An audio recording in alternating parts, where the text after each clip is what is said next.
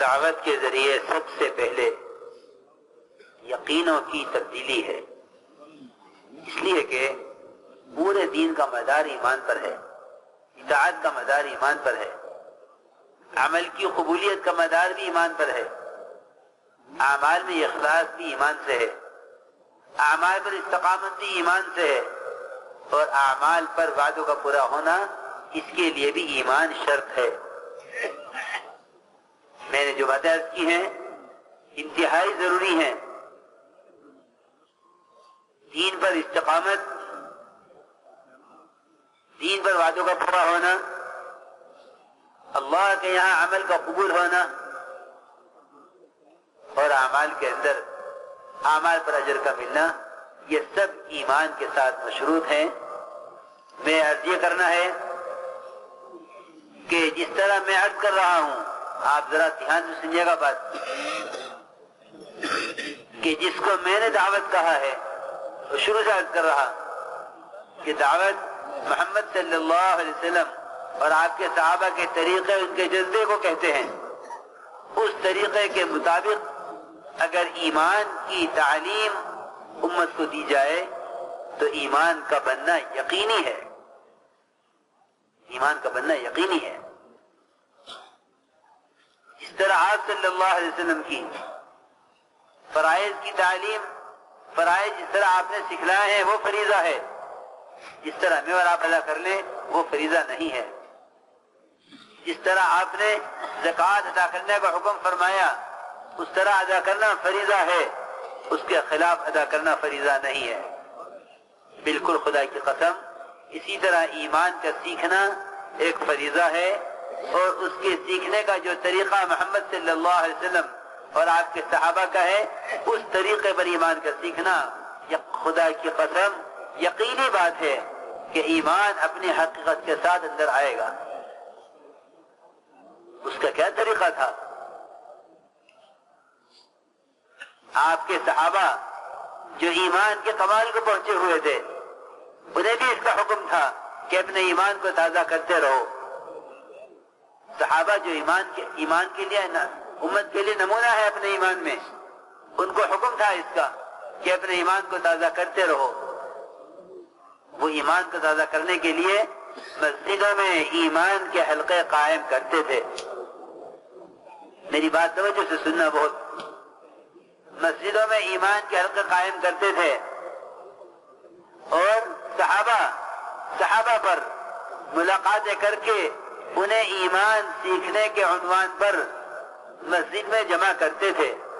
یہ میں صحابہ کرام کا معمول عرض کر رہا ہوں کہ صحابہ پر گشت کرتے تھے اور عنوان ہوتا تھا ایمان کا سیکھنا۔ خود فرماتے عمر رضی اللہ تعالیٰ عنہ کہ میں تم لوگوں کو یہاں مسجد میں اس لیے جمع کرتا ہوں تاکہ میرے ایمان میں زیادتی ہو، تاکہ میرے ایمان میں ترقی ہو۔ فرماتے ہیں امام بخاری رحمۃ اللہ علیہ کہ ایمانی مجالس سے ایمان کا بڑھنا ثابت ہے کہ معاذ بن جبل رضی اللہ تعالیٰ عنہ ایمان کا حلقہ قائم کرتے اور یہ کہتے صحابہ سے اجلس بنا من ساعۃ۔ امام بخاری رحمۃ اللہ علیہ نے بخاری شریف میں اس کو ثابت کیا ہے کہ ایمانی مجالس سے ایمان بنا کرتا ہے۔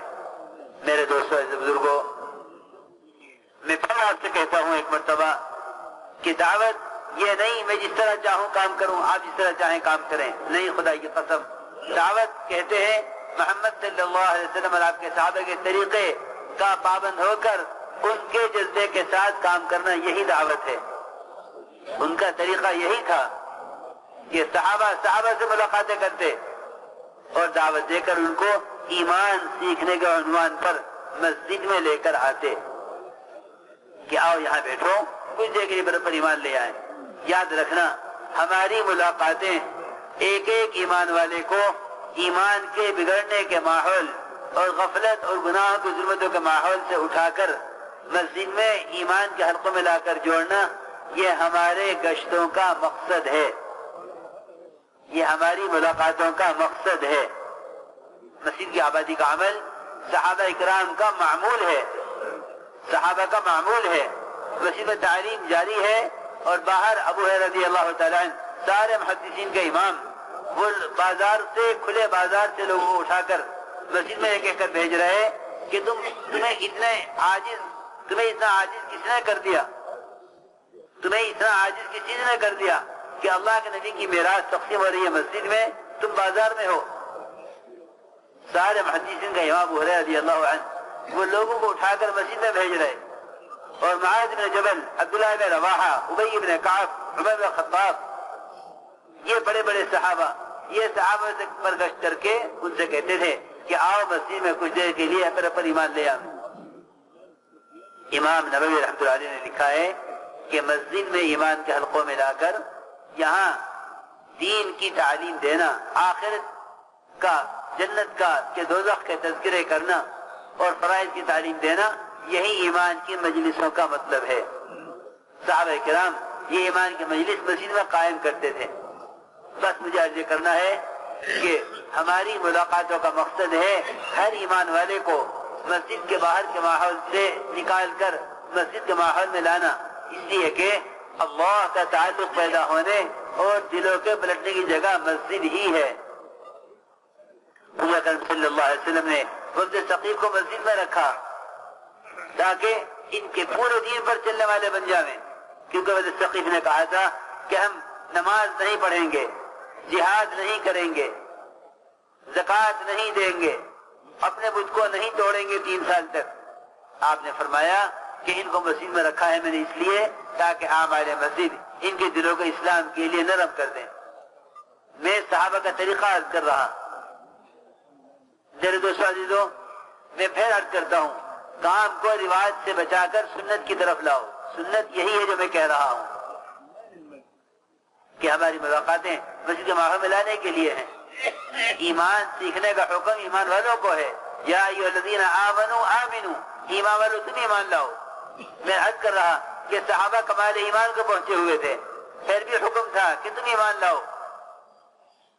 اس طرح مسجد کے ماحول میں جمع کر کے اللہ کی توحید کو خوب بیان کرو۔ علماء نے لکھا ہے احکام کا علم عمل کے لیے مقصود ہے، بذات خود مقصود نہیں ہے۔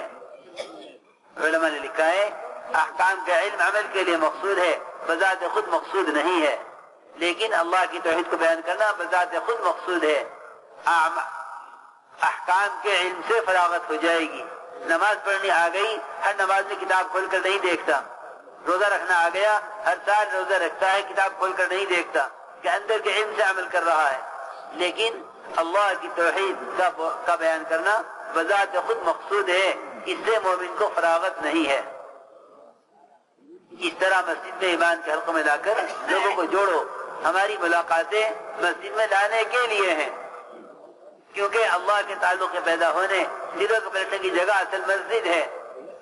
حدیث میں صراحت ہے، اللہ کے گھروں میں سے کسی گھر میں جو لوگ جمع ہو کر اللہ کے تذکرے کرتے ہیں، فرشتے اپنے پروسے آسمان تو ان کو گھیر لیتے ہیں۔ میرے دوست حضرت فرماتے تھے اگر مرغی کے پروں سے اس کے انڈوں میں حیات آ سکتی ہے تو پھر ہمارے اندر فرشتوں کے پروں سے ہدایت اور روحانیت کیوں نہیں آئے گی؟ اصل میں دعوت پہنچ گئی غفلت کے ماحول میں، اصل میں بات کا سمجھانا تھا ذکر کے ماحول میں۔ اس لیے میں عرض کر رہا کہ صاحب کا معمول یہ تھا کہ ایمان سیکھنے کا عنوان پر مسجد میں جمع کرتے، یہاں جمع کر کے یہاں اللہ کی توحید کو خوب بیان کرو۔ دیکھو کلمہ لا الہ الا اللہ امت کی دعوت میں سے نکل گیا ہے۔ میں آپ کو کیسے سمجھاؤں؟ لوگ کلمے کا ذکر کرتے ہیں، تذکرے نہیں کرتے، حالانکہ اللہ تعالیٰ نے قرآن میں اور احادیث میں کلمہ لا الہ الا اللہ کے مفہوم کے تذکروں کا حکم فرمایا ہے۔ ذکر صرف کلمے کے الفاظ کا نہیں ہے، بلکہ اللہ کی توحید، اس کی عظمت، اس کی قدرت کو بیان کرنا یہ بھی ذکر ہے، یہ بھی ذکر میں شامل ہے، یہ بھی ذکر میں شامل ہے۔ وَاذْكُرْ رَبَّكَ إِذَا نَسِيتَ، یہ آیت جب نازل ہوئی تھی جب آپ صلی اللہ علیہ وسلم نے فرما دیا تھا کہ میں تمہیں کل بتلاؤں گا کہ اصحاب کہف کون تھے، انشاءاللہ کہنا بھول گئے۔ بندہ اپنے ارادے میں اللہ کو بھول جائے یہ بھی غفلت ہے، اور انشاءاللہ کہنا ذکر میں شامل ہے۔ اللہ نے آیت نازل فرمائی 15 دن کے بعد کہ نبی جی آئندہ کبھی نہ کہنا کہ ایک کام میں کل کر دوں گا، جب تک یہ نہ کہ اللہ چاہے گا تو کر دوں گا۔ آپ صلی اللہ علیہ وسلم نے اصحاب کہف کا حال معلوم بیان کرنے کا وعدہ فرما لیا، لیکن انشاءاللہ کہنا آپ بھول گئے۔ 15 دن تک وحی نہیں آئی اس بات پر کہ انشاءاللہ کیوں نہیں کہا تھا. آپ کو تنبیہ ہوئی. میں عرض کر رہا کہ اللہ کی توحید کو بیان کرنا بذات خود مطلوب ہے.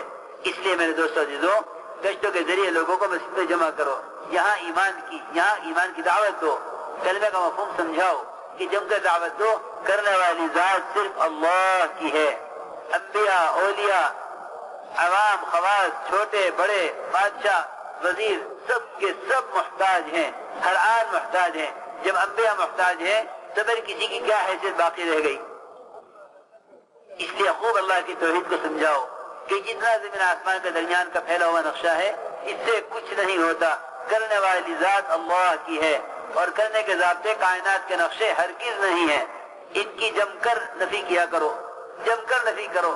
دیکھو میری بات یاد رکھو، ہم اسباب کے نفی کرتے ہیں، اسباب سے ذرہ بھر امید رکھنے یا فائدہ اٹھانے کی، لیکن ہم اسباب کے استعمال کا انکار نہیں کرتے کہ اسباب کا استعمال کا انکار جہالت ہے اور اس پر یقین کا کرنا ایمان کی، اس سے امید کا کرنا ایمان کے خلاف ہے. یہ بات یاد رکھنا کہ اسباب ذریعہ نہیں ہے اللہ سے لینے کا، بلکہ اعمال ہی ذریعہ ہیں، اعمال ہی ذریعہ ہیں. اسباب کے اختیار کرنا بطور امتحان کے ہے. اللہ دیکھنا چاہتے ہیں کہ اسباب اختیار کر کے حکم پورا کرتا ہے یا نہیں کرتا اسباب میں، اور امید مجھ سے رکھتا ہے یا اسباب سے رکھتا ہے. صرف ان دو چیزوں کے امتحان کے لیے اللہ نے اسباب پیدا فرمائے ہیں، ورنہ اللہ تعالیٰ بغیر اسباب کے بہت سی مخلوق کو پال رہا ہے. ہمیں بھی پالنے پر قادر ہے. بندے کو امتحان اس لیے ڈالا ہے تاکہ یہ حکم پورا کرے اسباب میں، اور اسباب سے امید نہ رکھے، میری ذات سے امید رکھے. اللہ یہ دیکھنا چاہتے ہیں کہ یہ بندے کو حاجت پیش آتی ہے تو یہ میری ذات سے رجوع کرتا ہے یا اسباب سے رجوع کرتا ہے. بس اسباب اس امتحان کے لیے ہیں. اس لیے میرے دوستو عزیزوں، ہم کھل کر شکلوں کی نفی اس لیے کرتے ہیں تاکہ اعمال شکلوں سے یا یقین شکلوں سے ہٹ کر اعمال پر آ جاوے. میں عرض کر چکا ہوں کہ 3 آدمی جو غالب پھنسے تھے، تینوں نے اپنا عمل پیش کیا. اللہ نے عمل پر ہی کامیابی عطا فرمائی کہ چٹان کو اپنے حکم سے ہٹایا. کوئی سبب اس کے لیے اللہ نے بھی استعمال نہیں فرمایا، کیونکہ اعمال پیش کرنے والوں نے عمل پیش کیا. اللہ کو سبب کا پیش کرنا تو قدرت کا انکار ہے. اللہ کی قدرت سے بہت بعید ہے کہ اللہ کو کوئی سبب پیش کیا جائے. اسباب کا تو پیش کیا جانا مخلوق پر ہو سکتا ہے، خالق تو اسباب سے مستغنی ہے اور محتاج نہیں ہے. اس لیے میں عرض کر رہا کہ اسباب کی نفی بطور امید اور یقین کے ہے، بطور استعمال کے اسباب کی نفی نہیں ہے، کیونکہ انبیاء اور صحابہ کرام نے اسباب اختیار کیے ہیں. عمر رضی اللہ تعالیٰ عنہ خلافت کے زمانے میں تجارت کرتے تھے، ابوبکر رضی اللہ عنہ خلافت ملتی ہی تجارت کے لیے چل دیے. یہ بات نہیں ہے کہ اسباب کا ترک کرانا مقصود ہے. مولانا فرماتے تھے کہ مجاہدہ یہ نہیں ہے کہ بھی بچوں کو چھوڑ دیا جائے اور اسباب کو چھوڑ دیا جائے، یہ مجاہدہ نہیں ہے. ہمارا یہ مجاہدہ نہیں ہے، بلکہ اسباب اور بھی بچوں کے اشتغال کو کم سے کم کرتا چلا جاوے، یہ مجاہدہ ہے. صحابہ کرام نے اس مجاہدے کو کیا. اللہ رب العزت نے صحابہ کی کمائی کا وقت کم کر دیا اور آمدنی بڑھا دی. بیوی بچوں کے ساتھ رہنے کا وقت کم کر دیا اور ان کے اندر برکتیں بڑھا دی. اس لیے میں عرض کر رہا کہ اسباب کا ترک کرانا مقصود نہیں ہے، کہ اسباب کا چھوڑنا یہ جہالت ہے اور اسباب سے امید کا رکھنا یہ گمراہی اور ضلالت ہے، کیونکہ اللہ کی ذات سے امید پر ہی کامیابی مل سکتی ہے. تو میں نے عرض کیا کہ مسجد میں ایمان کے حلقوں میں لا کر اس کی تعلیم دو، اس کی تعلیم دو. کائنات کا جن نقشوں سے لوگوں کو نکال کر لائے ہو، اب مسجد میں لا کر ان کے دلوں سے کائنات کے نقشے کو نکالو اور جم کر اس کی دعوت دو کہ کرنے والی ذات اللہ کی ہے اور اللہ کے کرنے کا ضابطہ کائنات کے نقشے نہیں ہیں. اللہ کے کرنے کا ضابطہ تو فرشتے بھی نہیں ہیں، پھر کسی سے کیا حیثیت رہ گئی؟ اللہ کے کرنے کا ضابطہ تو فرشتے بھی نہیں ہیں. انبیاء علیہ السلام نے اپنی مدد کے لیے فرشتوں کو طلب کہیں نہیں کیا. اگر کسی عمل پر یا کسی دعا پر فرشتہ نازل ہوا ہے تو یہ تو اللہ کے حکم سے نازل ہوا ہے یا اپنی کوشش اور اصرار سے نازل ہوا ہے. کتنے واقعات ہیں جہاں فرشتوں نے اللہ سے کہا کہ اللہ تیرا فلاں بندہ پکار رہا ہے، مجھے بھیجو اس کی مدد کے لیے. امر یجوب المصطفیٰ کا جو غلام ہے जिसने कहा था कि मैं युजीबुल मुस्तफा का गुलाम हूँ, वो फरिश्ता अपने इसरार से आया। अल्लाह ताला से मदद फरिश्तों के जरिए नहीं मांगी जाती, अल्लाह से मदद बराह रास्त मांगी जाती है। फरिश्तों का नुज़ूल अंबिया के इकराम में हुआ करता था, वरना अंबिया अलैहिस्सलाम ने अपनी मदद के लिए फरिश्तों को तलब नहीं किया। इसकी जमकर दावत दिया करो, इससे हमारे दिलों से कायनात और उसके नक्शों का यकीन निकलेगा और अमलों से कामयाबी का यकीन दिलों में पैदा हो। मेरे मोहतरम दोस्तों बुजुर्गों बलन जो भाई दावत अल्लाह আল্লাহর দিকে মানুষকে দাওয়াত দেওয়া, আল্লাহর দিকে দাওয়াত দেওয়া দ্বারা এই ঈমানের মধ্যে শক্তি পয়দা এবং দিলের ভিতরে ঈমান মজবুত হয়ে যায়। তো ঈমান দিলের মধ্যে আসার জন্য রাস্তা হলো আল্লাহর দিকে দাওয়াত দেওয়া।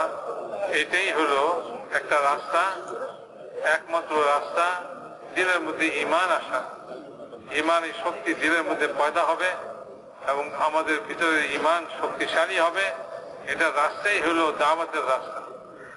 দাওয়াত মেরে মোহতারাম দোস্তা বুজুর্গের আগে এতক্ষণ পর্যন্ত উনি বলছেন যে দাওয়াত যে কোনো যেভাবে ইচ্ছা সেভাবে মনে চাইলো আমি একরকম করলাম, এটার নাম দাওয়াত নয়। দাওয়াত তো হুজুর আকরাম সাল্লাল্লাহু আলাইহি ওয়াসাল্লামের তরিকা, সাহাবাদের জজবা তরিকা, বলে যে আমলি ভাবে যখন নাকি রাসূলুল্লাহ সাল্লাল্লাহু আলাইহি ওয়াসাল্লামের তরিকা এবং সাহাবাদের জজবার সঙ্গে যখন এই দাওয়াত হবে, তো ওই দাওয়াতের দ্বারা ওইটাকেই বলে দাওয়াত। ওইটারই ফলাফল হলো যে ঈমানের মধ্যে শক্তি পয়দা হবে, ঈমানের মধ্যে কুওয়াত এবং শক্তি পয়দা হবে। আর মেরা মোহতারাম দোস্ত বুজুর্গ বলেন যে এই ঈমানই হলো আসল, যেটার দ্বারা মানুষের আমল তৈরি হয়, মানুষ নেক আমল করে। এবং এই ঈমানই যার দ্বারা মানুষের মধ্যে ইস্তেকামত আসে, অর্থাৎ সে দ্বীনের উপরে জমাও, দ্বীনের উপরে মজবুত হওয়া, এই সব জিনিস তো ঈমানের উপরেই নির্ভর করে। তো ঈমানের দ্বারা ইস্তেকামত হাসিল হবে, ঈমানের দ্বারা আল্লাহ তাআলার ওয়াদা পুরা হবে। মানুষ যত আমলই করুক না কেন, যদি ঈমান না থাকে তো মেরে মুহতারাম দোস্ত এই সমস্ত আমলের উপরে আল্লাহ তাআলার কোনো ওয়াদাও নাই। তো বলে যে আমলের দ্বারা যে আল্লাহর ওয়াদা পুরা হবে, এটার জন্য ঈমান শর্ত।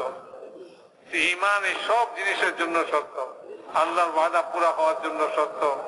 ঈমান শর্ত যে দ্বীনের উপরে জন্মবে, এটার জন্য ঈমান শর্ত। ঈমান ছাড়া দ্বীনের উপরে আমলের উপরে মানুষ জমতেই পারে না। আর মেরে মুহতারাম দোস্তা বুজুর্গ, ঈমানের দ্বারা কবুল হবে আল্লাহ তাআলার কাছে, ঈমান ছাড়া কবুলই হবে না।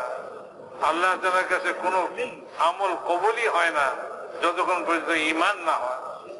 আর যখন কবুল হয় না তো এটার সঙ্গে কোনো ওয়াদাও পুরা হয় না, কোনো আজর ও সওয়াবও মিলে না, কিছুই মিলে না। ঈমান এরকম এক জিনিস, বুনিয়াদি জিনিস। মেরে মুহতারাম দোস্তা বুজুর্গ, এই ঈমানের মধ্যে শক্তি তো তখন হবে যখন কিনা দাওয়াত দুনিয়াতে চালু হবে, এই উম্মত দাওয়াতের মেহনত করবে, তো দিলের ভিতরে ঈমান মজবুত হবে। উনি বলেন এই কথা যে ভাই যেমন নাকি দ্বীনের প্রত্যেকটা হুকুমের জন্য তরিকা দেওয়া আছে, নবী করিম সাল্লাল্লাহু আলাইহি ওয়াসাল্লামের তরিকা আছে, সেই তরিকা মতো যখন ওই আমল করবে তখনই ওই আমল কর্তব্য হবে, আল্লাহ তাআলার কাছে গ্রহণযোগ্য হবে। হজ করার একটা তরিকা দিছে, জাকাত দেওয়ার তরিকা, নামাজ পড়ার তরিকা রাসূলুল্লাহ সাল্লাল্লাহু আলাইহি ওয়াসাল্লাম বাতাই দিছে। এখন একজন যদি জাকাত নিজের মন মতো দেয়, রাসূলুল্লাহ সাল্লাল্লাহু আলাইহি ওয়াসাল্লামের তরিকা মতো দেয় না, তো এটার দ্বারা তো কখনোই বলে যে এটা জাকাত আদায় হবে না, জাকাতের আমল তো হবে না। নামাজ মন মতো পড়ে, তো এটার দ্বারা তো কোনো নামাজের আমল তৈরি হইল না, আল্লাহ তাআলার কাছে গ্রহণযোগ্য হবে না।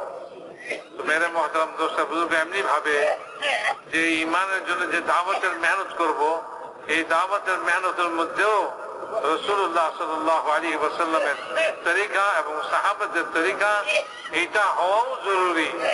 না হলে এরকম নয় যে আমি যেরকম মনে চাইলো সেরকম ভাবে আমি দাওয়াত দিলাম, এটার কোনো তরিকা নাই, এটার কোনো নিয়ম রাসূলুল্লাহ সাল্লাল্লাহু আলাইহি ওয়াসাল্লাম থেকে নাই। না, এটা দেখতে হবে আমাকে যে যেমন আমি অন্যান্য আমলের ব্যাপারে হুজুর আকরাম সাল্লাল্লাহু আলাইহি ওয়াসাল্লামের তরিকাকে দেখি, সাহাবাদের তরিকাকে দেখি, বলে ঠিক এরকম ভাবে দাওয়াতের ব্যাপারেও আমাকে সাহাবাদের এবং নবী করিম সাল্লাল্লাহু আলাইহি ওয়াসাল্লামের তরিকা দেখতে হবে, যে তারা কি তরিকায় দাওয়াতের মেহনত করছেন, যেই মেহনতের দ্বারা ঈমানের মধ্যে শক্তি পয়দা হয়েছে, ঈমান মানুষের দিলের ভিতরে আসে। সাহাবা রাদিয়াল্লাহু তাআলা আজমাইন কিভাবে তারা দাওয়াতের মেহনত করতেন? তো বলেন যে ভাই, সাহাবারা দাওয়াতের মেহনত এভাবে করতেন যে তারা মানুষকে বাহিরের মাহল এবং পরিবেশ থেকে মসজিদের পরিবেশে আনতেন এবং সেখানে ঈমানের হালকা কায়েম করতেন, তাওহীদের কথা বয়ান করতেন, আল্লাহ তাআলার কুদরতের কথা বয়ান করতেন। তো যখন আল্লাহর কথা, আল্লাহ তাওহীদের কথা ওইখানে আলোচনা হইতো, তো এর দ্বারা ঈমান শক্তিশালী হইতো। হযরত ওমর রাদিয়াল্লাহু তাআলা আনহু মসজিদের মধ্যে এই মজলিস কায়েম করতেন, লোকদেরকে ডেকে ডেকে আয়না মজলিসের মধ্যে, মসজিদের মধ্যে একত্র করতেন, আর ওই ঈমানের কথা আলোচনা করতেন। আর এই কথা বলতেন তিনি যে আমি তোমাদেরকে একত্র করছি মসজিদের মধ্যে, এখানে যে ঈমানের হালকা লাগাইছি, আমার উদ্দেশ্য হলো যাতে আমার ঈমান বৃদ্ধি পায়, আমার ঈমানের মধ্যে ঈমান বাড়ে, আমি আমার ঈমানকে বাড়াইবার জন্য এই ঈমানের হালকা কায়েম করছি। ওমর রাদিয়াল্লাহু তাআলা আনহু স্বয়ং বলতেন। ইমাম বুখারী রাহমাতুল্লাহ আলাইহি ইনি বুখারী শরীফের মধ্যে উনি একথা বয়ান করছেন যে ঈমানের মজলিস এবং ঈমানের আলোচনার দ্বারা ঈমান বাড়ে। হযরত মুআয রাদিয়াল্লাহু তাআলা আনহুর ঘটনা উল্লেখ করছেন। হযরত মুআয রাদিয়াল্লাহু তাআলা কত উঁচা দরজার সাহাবী। হযরত মুআয রাদিয়াল্লাহু তাআলা আনহু তিনি ঈমানের হালকা কায়েম করতেন। তিনি বলতেন যে আসো আমরা বসি, কিছু সময় আমরা আল্লাহর উপরে ঈমান আনি, ঈমানকে তাজা করি আমরা। রাসূলুল্লাহ সাল্লাল্লাহু আলাইহি ওয়াসাল্লাম স্বয়ং সাহাবাদেরকে বলছেন, অথচ সাহাবারা ঈমানের ক্ষেত্রে পুরা উম্মতের জন্য ঈমানের হিসাবে তারা নমুনা। আল্লাহ তাআলা কোরআনে পাকের মধ্যে তাদের মতো ঈমান আনার জন্য মানুষকে হুকুম দিয়েছেন যে তোমরা এদের মতো ঈমান আনো। আর আল্লাহ তাআলা কোরআনে পাকের মধ্যে ঈমানওয়ালাদেরকেই ঈমান আনতে বলতেছেন, মানে ঈমানওয়ালারা তোমরা ঈমান শিখতে থাকো, ঈমানের মজলিস করতে থাকো, যাতে তোমাদের ঈমান বাড়তে থাকে। রাসূলুল্লাহ সাল্লাল্লাহু আলাইহি ওয়াসাল্লাম স্বয়ং এই হুকুম করতেছেন সাহাবাদেরকে, যারা কিনা ঈমানের লাইনে সমস্ত মানুষের জন্য নমুনা, তাদেরকে বলতেছেন দেখো তোমরা তোমাদের ঈমানকে তাজা করতে থাকো, ঈমানকে তোমরা তাজা করতে থাকো। তো সাহাবা রাদিয়াল্লাহু তাআলা আনহুম আজমাইন তারা ঈমানকে তাজা করার জন্য কি তরিকা, কি পদ্ধতি তারা অবলম্বন করতেন? ঈমান যে দাওয়াতের দ্বারা আসবে, এই দাওয়াতের কি পদ্ধতি হবে, ঈমান বাড়াইবার কি তরিকা হবে? বলে যে আমাদের এই যে কাজ করি আমরা, একথা খুব ভালো করে বুঝে রাখি।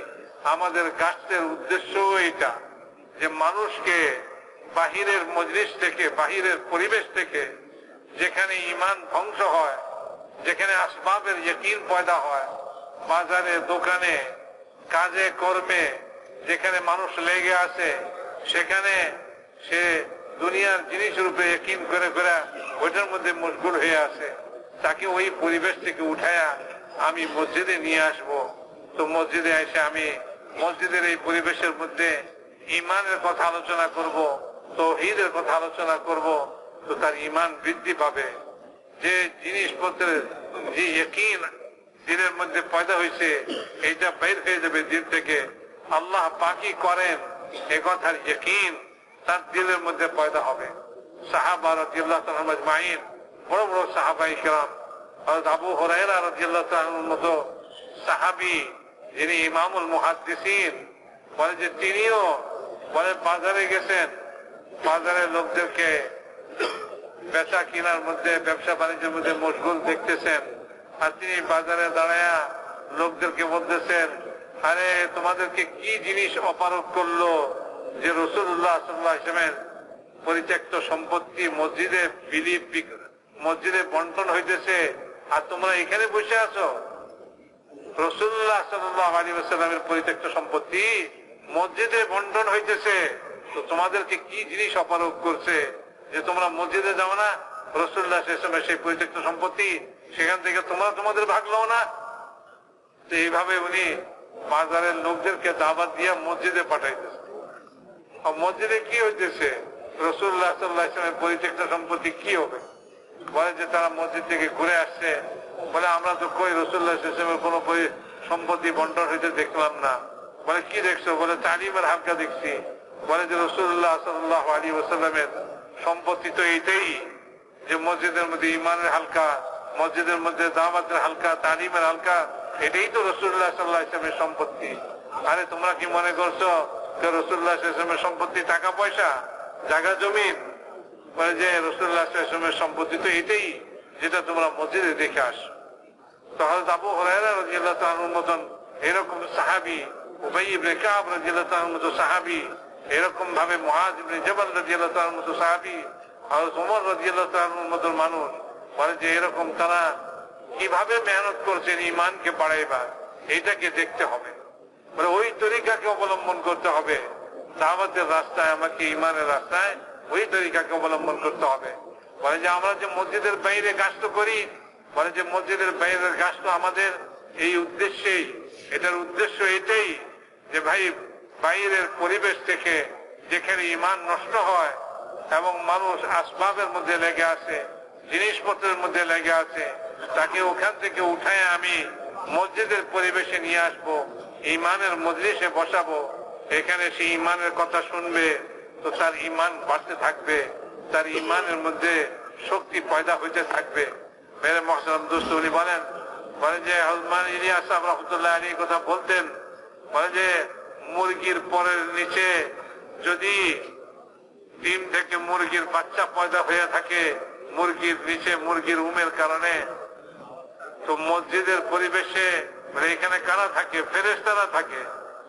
বলে যে মসজিদে যখন যে এরকম ভাবে হালকা তৈরি হয় দিনের দিন শিখানির, তো ফেরেশতারা চারিদিক থেকে ঘিরে নেয়, সখিনা তাদেরকে ঢেকে নেয়, রহমত তাদের উপরে নাজিল হতে থাকে।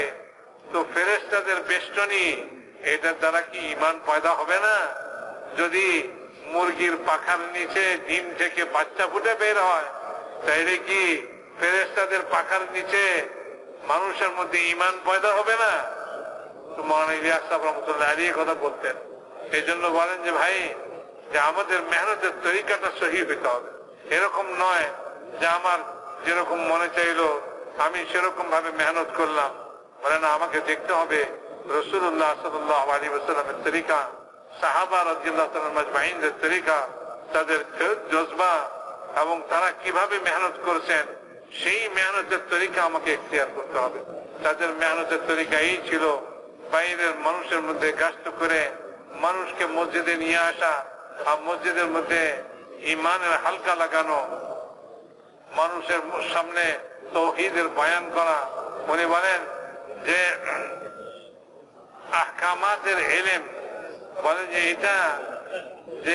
এটা মকসুদ বিজাত নয়, অর্থাৎ কথা হলো যে একেবারে এটা মুখ্য উদ্দেশ্য নয়।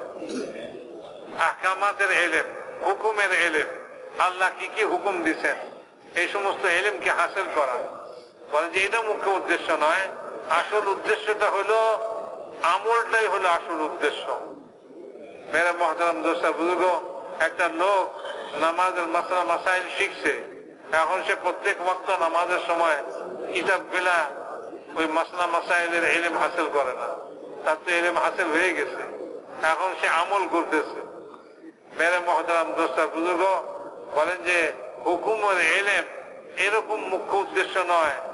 আসল তো হলো এই হুকুমের আহকামের ইলম হাসিল করার মধ্যে আসল উদ্দেশ্য হলো আমলটা হলো আসল উদ্দেশ্য।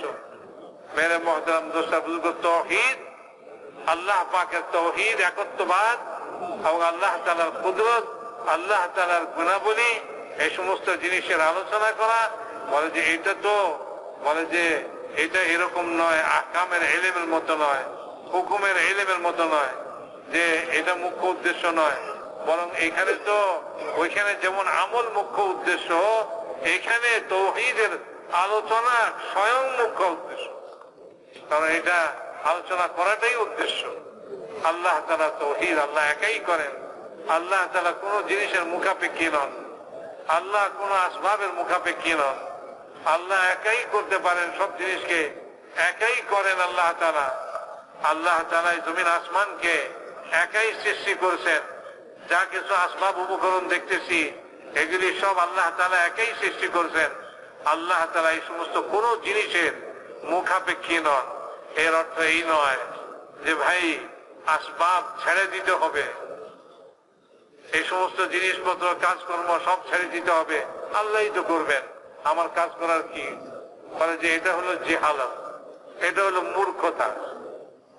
আর মেরে মহতরম দোস্ত বুজুর্গ, আল্লাহ তাআলা এই আসবাবকে কেন পয়দা করলেন, আমাকে এই আসবাবের মধ্যে কেন লাগতে বললেন?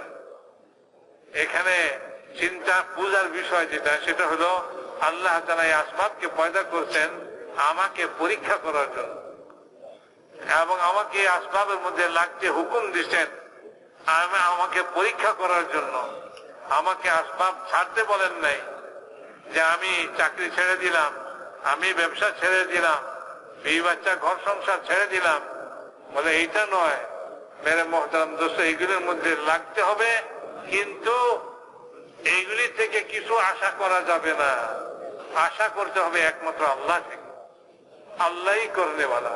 আমার চাকরিতে হবে না, আমার ব্যবসায় হবে না, আমার ক্ষেত খামারে হবে না, হওয়ার যিনি হবে কোথা থেকে? এক আল্লাহ থেকে হবে। আল্লাহই একা করনেওয়ালা। আল্লাহ কোন জিনিসের মুখাপেক্ষী না, আল্লাহ তো ফেরেশতাদেরও মুখাপেক্ষী না। মেরে মহতরম দোস্ত বুজুর্গ, কোন নবী দুনিয়াতে কোন ফেরেশতার কাছে সাহায্য চান নাই কখনোই, কোন অবস্থাতেই। তাদের বিভিন্ন রকমের পরীক্ষা তাদের জীবনে আসছে এবং বিভিন্ন রকমের অবস্থার সম্মুখীন তারা হয়েছেন। তারা কখনোই কোন ফেরেশতাকে ডাকে নাই, বলে ফেরেশতা আসুক আমার সাহায্যের জন্য আসুক। তারা তো আল্লাহ তাআলার কাছে দোয়া করেছেন। বলেন যে আম্মা ইউজিবুল মুদ্দাররার যে ঘটনাটা আছে, বলে একজনকে ডাকাইতে ধরছে, তো বলে যে নির্জন জায়গায় নিয়ে দেয়া, বলতেছে তোমাকে হত্যা করব, তোমার মাল নিয়ে নিব। সে বলতেছে ভাই আমার মাল নিয়ে যাও, আমাকে হত্যা করার কি দরকার, আমারে ছেড়ে দাও। বলে না, আমার নিয়মই হলো এই যে আমি যার মাল ছিনতাই করি, মাল নেই, তাকে হত্যা করি। কাজেই তুমি হত্যার জন্য প্রস্তুত হয়ে যাও, তুমি মৃত্যুর জন্য প্রস্তুত হয়ে যাও। তো মেরে মহতরম দোস্ত, ওই ফেরেশতাকে সে যখন সাহায্য নামাজ সে বললো ডাকাতের কাছে যে ভাই আমার কিছুই নাই, আমার অন্তিম আশা, সেটা কি? বলে 2 রাকাত নামাজ পড়বো। বলে পড়বো। তোমার মতন বহু লোকে নামাজ পড়ে, তাদের কোনো কাজ হয় নাই।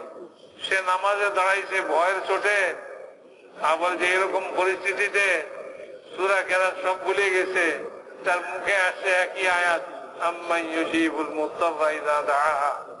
আল্লাহ তাআলা স্বয়ং বলতেছেন যে একজন পেরেশান হাল, পেরেশান অবস্থায় একটা মানুষ, সে যখন ডাকে, আল্লাহকে ডাকে, তো আল্লাহ ছাড়া কে আছে তার ডাকে সাড়া দিবে?